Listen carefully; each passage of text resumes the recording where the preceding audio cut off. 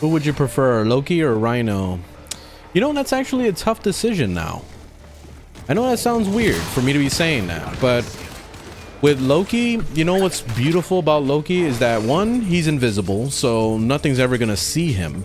And if he ever took damage and you're using the augment for his 3, you can make yourself invincible.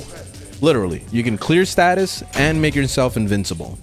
So I find Loki to be a little bit more reliable sometimes than Rhino, because Rhino is kind of annoying when you don't use a very niche build, because there's a build you can do with Rhino to give him a lot of armor and then also give him as much strength as possible. That way he could build up like a big overguard with his 2.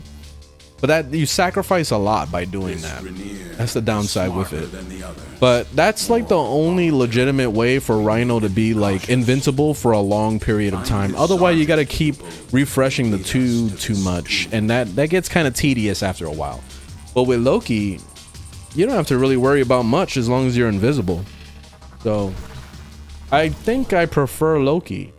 And also what the beautiful thing about Loki is the decoy. The decoy grabs so much aggro, and now that they buffed the decoy and made him tanky, it's really fucking good. You can basically place it at a defense objective, and everything's gonna shoot at that decoy. They're never gonna look at the actual objective. So that's the beautiful thing about that. So if you're playing Rhino on a defense mission, then you have to constantly be stomping to crowd control basically in order to like really like control the battle. With Loki, you just put the decoy down and call it a day, and that's it. So I think I preferred Loki.